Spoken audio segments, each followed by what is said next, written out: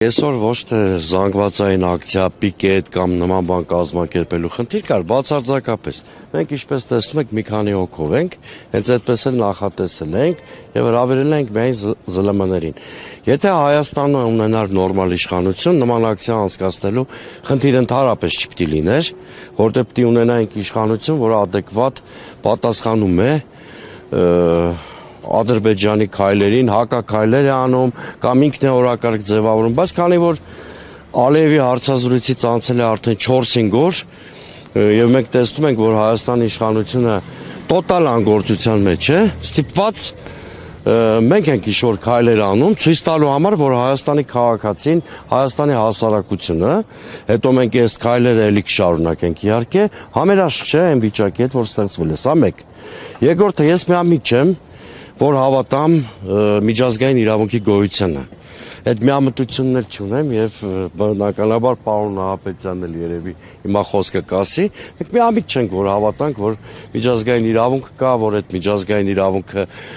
արթնանալու է, եթե մենք նամակներ փոխանցենք հիմա ՄԱԿ-ին, բացարձակապես։ Ուղղակի սա վերաբերմունք է մի կողմից ցույց տալու համար, որ միջազգային իրավունքը անտեսվում է աշխարհաքաղաքական շահերին, բայց մյուս կողմից ես կարծում եմ այնուամենայնիվ ցանկացած մարդ, ցանկացած քաղաքացի իր դիրքորոշումը հայտնելով միջազգային բոլոր կառույցներին պիտի ստիպի այս խնդիրներով զբաղվել։ Երրորդը, ես հատուկ ինչ եմ ուզում արձանագրել։ Ալիևի հատկապես Մյունխենում տված հարցազրույցից եւ ունեցած ելույթից հետո ինձ համար ակնհայտ է, որ շատ վտանգավոր մի շրջափուլի մեջ ենք հայտնվել, այսինքն ինչ էր խոսում Ալիևը։ Թողենք այն սահմանադրությունը փոխելու պահանջը, թողենք այդ մնացած բաները, որ անդադ հնչել է։ Շատ մի հրեշավոր միտք է հայտնել Ալիևը, նա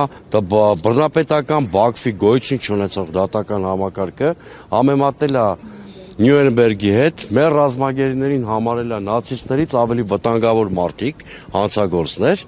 Այդ նշանակում է, որ Հայաստանին էլ վերագրվում է կապիտուլացված Գերմանիայի կարգավիճակ։ Սա շատ լոկալ մի դրվագով ցույց է տալիս, որ Ադրբեջանը հայ-ադրբեջանական հարաբերությունների կարգավորման մոդել որպես պատկերացում է ոչ թե ինչ-որ բալանս, ինչ-որ սիմվոլիկ համաձայնություններ, այլ Հայաստանին կապիտուլյացիայի պահանջի պարտադրում ամբողջական փաթեթով։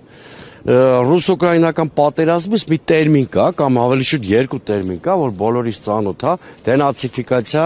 դեմիլիտարիզացիա։ Հիմա այս ռուս-ուկրաինական պատերազմի նրբությունների մեջ չեմ մտնի, ուղղակի ես ուզում եմ ասել, որ ի սկզբանե պատերազմի սկզբից այսօր Ռուսաստանը Ուկրաինայի առաջ դրել է դենացիֆիկացիայի, դեմիլիտարիզացիայի պահանջ։ Հիմա նույն պահանջները Ադրբեջանը դրել է Հայաստանի առաջ։ Ասում եմ, ողբերգական վիճակը չէ լինի, եւ ես վստահ եմ, որ նոյեմբերի 9-ի փաստաթղթով մենք կարող ենք այս վտանգներից խուսափել, եթե մենք ունենանք նորմալ իշխանություն։ Ես անհրաժեշտություն եմ տեսնում, որ պետք է ստեղծվի ոչ Արևմտյան Ադրբեջանին քաղաքացիական հասարակական շարժում, որը կուսակցական հատկանիշներ չի ունենալու, բոլոր են քաղաքացիները, որ ուզում են սեպտեմբերի 21-ի խորհրդին հավատարիմ մնալ եւ ապրել որպես Հայաստանի Հանրապետության քաղաքացի, պետք է միավորվեն այս շարժման մեջ, մենք ոչ պիտի ասենք Արևմտյան Ադրբեջանի վտանգավոր հեռանկարին, Բաքվում բանտարկյալների արկայությանը, Հայաստանի Հանրապետության տարածքների օկուպացիային,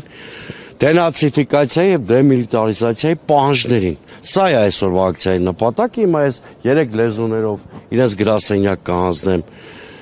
այդ գրությունը եւ հետամուտ կլինենք, որ ինչ-որ պատասխան տան։ Ես իհարկե պատասխանը ենթադրում եմ ինչա լինելու,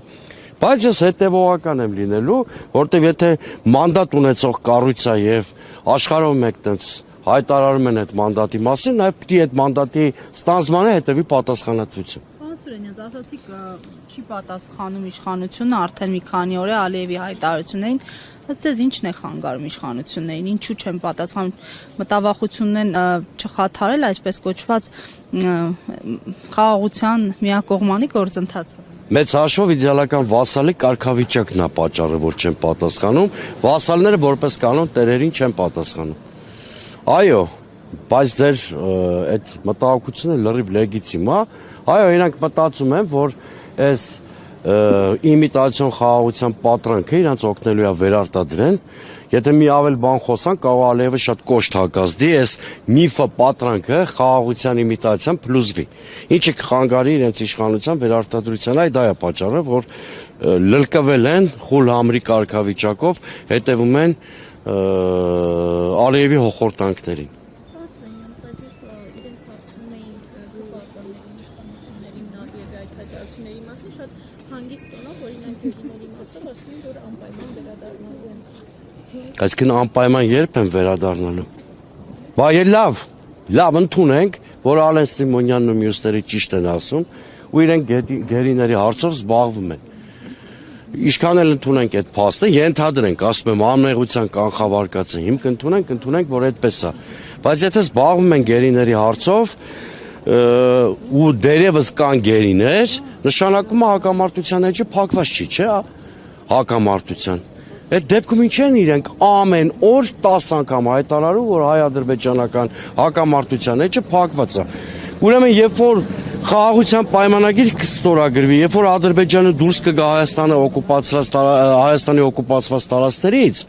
երբ որ գերիները ազատ կարձակվեն, այդ վաղ գուցե խաղաղության մասին ու հակամարտության էջը փակված լինելու մասին հնարավոր լինի խոսալ։ Այս պարագայում իրենց հայտարարությունները իրար հակասում են։ Մի կողմից ասում են կա հակամարտություն, որտեղ գերիների հարցով զբաղվում ենք, մյուս կողմից ասում են հակամարտության էջը փակված է։ Հիմա իրենց հայտարարություններից ո՞րն է ճիշտ։ Կամ դիլենտանտ են, կամ այնքան են օտարի շահեր սպասարկում, որ խճճվել են իրենց իրար հակասող հայտարարությունների համատեքստում։